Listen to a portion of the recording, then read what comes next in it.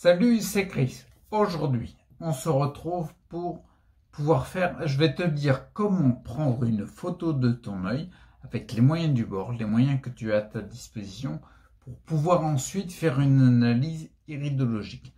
D'accord? Je ne rentre pas dans les détails de l'analyse iridologique, juste simplement qu'elle te permet d'avoir un retour sur la qualité nerveuse de tes organes et bien plus, d'accord? Ça, je le verrai il faudra une formation carrément pour ça. Mais là, vraiment, c'est comment prendre en photo ton œil. Parce que bien sûr, l'analyse iridologique, c'est génial. Ça t'apporte des informations très importantes sur ton cas particulier. Donc, ça t'aide forcément à tendre vers plus de santé. Mais si la qualité de l'œil est pas terrible, tu vas rien lire, d'accord? D'où l'importance qu'on donne, qu'on arrive à avoir la meilleure des qualités possibles, d'accord? Juste vite fait, en fait, l'œil, il est composé de 3 éléments. En gros, je vais te le dire simplement. La partie blanche, on appelle ça la sclérotique. La partie colorée, on appelle ça l'iris. La partie noire au centre, on appelle ça la pupille. L'iridologie, c'est l'analyse de l'iris, d'accord? L'iris, en fait, c'est, comment dire, en fait, il y a du relief dans ton iris. Même si quand on voit vite fait, on voit des yeux bleus, les yeux marrons, les yeux verts, les yeux oranges, tout ce que tu veux. En fait, c'est du relief. On appelle ça la stroma, la partie de l'iris. Et en fait, l'analyse de l'iris, c'est l'analyse du type de relief, d'accord? Tu vas avoir des bosses et des creux. Et l'objectif, c'est important pour la suite, l'objectif, c'est de mettre en avant ces bosses et ces creux. D'accord? Pour pouvoir faire l'analyse derrière. Donc, du coup, très simplement, je pense que avec n'importe quel smartphone, c'est possible de prendre une photo de qualité. Par exemple, le mien, c'est un S10 de chez Samsung et la qualité est très propre. Je sais que maintenant, c'est... Bien sûr, les S8, ça marche aussi, ceux de mon fils, les S8, les S6, la qualité est propre aussi. Et maintenant, on est même au S20, S21, donc là, on est dans un autre univers, quoi. On a une qualité photo hallucinante, quoi. Le S20, il est à 120 mégapixels, je crois. C'est impressionnant. Bref, c'est largement suffisant. Prends le smartphone que tu as, d'accord? Alors, pour pouvoir prendre la photo, je vais te donner quelques indices, d'accord? Le top, je pense, il faut être 2. La personne qui a l'œil à photographier, d'accord? Et une personne qui prend la photo. Tout seul, c'est plus compliqué. D'accord? Donc déjà, premièrement, je vais te demander, en fait, le photographe, l'élément qui prend la photo, ton smartphone par exemple, il faut qu'il soit en face de toi. Bien en face, d'accord? Bien en face de toi, comment dire, on va dire en face de toi c'est 0 degré, d'accord? Et sur le côté c'est 90. Il faut que tu aies une lumière à 45 degrés entre le 0, entre la personne qui est en face de toi avec le téléphone, avec l'appareil photo, enfin l'appareil qui prend la photo, et puis les 90 degrés sur le côté. Donc 45 degrés, c'est pile sur le côté en diagonale. Il faut que la lumière soit ici. Parce que, en effet, c'est pour ça que je te parlais du relief. Lorsque la lumière est bien sur le côté à 45 degrés, ni 90 ni 0, c'est là que tu fais ressortir au maximum le relief de l'iris. D'où l'intérêt de savoir qu'on a le relief à prendre en compte. D'accord? Donc, tu mets la lumière à 45 degrés, l'appareil photo en face, celui qui a l'appareil photo. Il fait le point de netteté sur l'iris, d'accord? Faut juste appuyer sur l'écran pour que ça fasse la netteté sur l'iris. Et toi, la consigne que tu auras au moment de prendre la photo, c'est bien écarquiller l'œil pour que l'iris, on la voie dans la globalité, parce qu'il y a des informations à lire sur notamment le contour, etc. Bien ouvrir. Et s'il te plaît, quand tu prends la photo, arrange-toi pour que derrière le photographe, c'est-à-dire en face de toi, il n'y ait pas de lumière, il n'y ait pas un point lumineux, que ce soit une lumière artificielle, une lampe, Ou alors que ce soit une lumière naturelle, la lumière du jour, une fenêtre avec les volets ouverts, etc. Pourquoi? Parce que lorsqu'il va y avoir la photo, même si la lumière principale, c'est la lumière sur la droite à 45 degrés,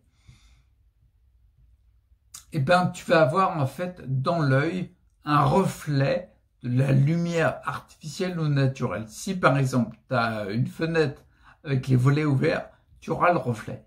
Et s'il y a un reflet dans l'iris, sur la photo, il y aura un endroit où on ne pourra pas lire. Déjà que la lumière sur le côté fait en sorte que ce soit la seule. La lumière à 45 degrés, elle mettra un point lumineux, mais il n'y en a qu'un. Ça va pas être difficile pour la lecture iridologique. Il y en a juste un. Ne multiplie pas les reflets, s'il te plaît. Donc, du coup, je rappelle, on écarquille bien l'œil pour qu'il y ait toute l'iris qui soit sur la photo et qu'il n'y ait pas juste un peu parce qu'il y a une paupière qui recouvre, etc. On ouvre bien l'œil. On s'arrange pour qu'il n'y ait pas de lumière derrière le photographe. On met une lumière à 45 degrés. Tu peux prendre n'importe quoi, une lampe torche, ce que tu veux, ce que tu as, ou alors un autre téléphone, un autre smartphone, une autre tablette. Il faut avoir un point lumineux. Tu écarquilles bien l'œil et quand le point de netteté est fait en face par le gars qui a le téléphone dans les mains, le photographe, eh ben tu prends la photo, d'accord? Tu regardes le résultat et si tu penses que tu peux avoir plus net, tu le refais. L'objectif est d'avoir le résultat le plus net possible. Parce que plus tu es net, mieux on pourra traduire ce qu'on voit. D'accord? Mieux on pourra faire une analyse iridologique. Ok? C'est hyper important. Donc voilà comment prendre une photo. Je te mets des exemples de photos sur lesquelles tu peux rien lire. Ce genre de photos-là, c'est impossible. Ou en tout cas, moi, je sais pas faire. Parce que la qualité est pas assez bonne. Il n'y a pas assez de netteté. On voit pas l'œil en entier. On voit pas l'iris en entier. C'est ça qui est important. On voit pas l'iris en entier. Il y a plein de paramètres qui manquent, quoi. D'accord? D'où l'importance de prendre une bonne photo. Le genre d'œil sur lequel tu peux commencer à lire, c'est plutôt cela. Même si tu peux avoir une netteté meilleure pour une meilleure lecture, au moins tu peux commencer à déduire certaines traductions, surtout pour certains yeux, certaines couleurs. Tu peux remarquer des parasitoses, bon, il y a d'autres éléments, mais tu peux commencer à avoir des directions pour améliorer ta santé.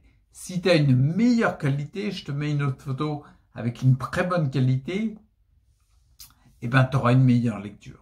Donc une meilleure traduction, donc tu pourras affiner plus ta direction.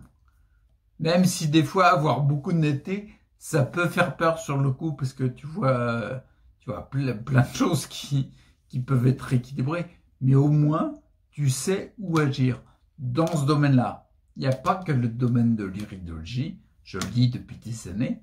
Bien sûr, il y a la partie psychique, il y a d'autres éléments, l'alimentation et tout. Il y a plusieurs axes, tu vois, plusieurs paramètres, comme je le dis. Si tu fais la formation de nouveau départ 2.0, fais-la sur le site dans le lien, il y a, dans la description, je vais dire, il y a les liens. N'hésite pas à le faire, j'en parle. C'est hyper important. Tu as plusieurs paramètres pour équilibrer une santé.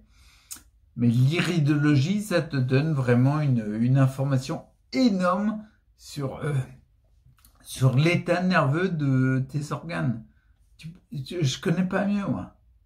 Même si tu ferais une prise de sang, tu as plein d'infos, tu vois, tu as les ASA, tu as plein d'infos sur le foie, etc.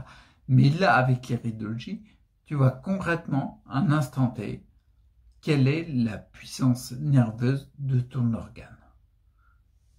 Il n'y a pas mieux. J'en profite aussi, je te parlais de la formation, n'hésite pas à la faire, le lien est dans la description. N'hésite pas non plus à m'envoyer, il y a mon mail, dans mon mail taf, dans la description. N'hésite pas à m'envoyer, j'en avais déjà parlé sur le groupe EDS. J'avais lancé un appel et on m'envoyait plusieurs yeux. Comme ça, je commençais à faire des analyses. Pas des analyses poussées du cas unique, tu vois, et plus global. J'aime bien avoir le nom de la maladie et puis l'œil associé. Comme ça, moi, ça me permet de faire des des conclusions, des rapprochements sur le type d'œil, les couleurs qu'on voit le plus souvent pour tel type de maladie, etc. De comment ça résonne là-dessus. Donc, n'hésite pas, il y a mon mail. Donc, tu peux m'envoyer la photo des yeux, le résultat que tu as eu.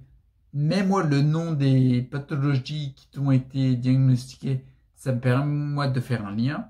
Je les regarde tous. Ok? Donc, n'hésite pas. Et là, maintenant, tu as toutes les cartes dans les mains pour prendre une bonne photo de ton iris. Ok? Et je te dis à plus.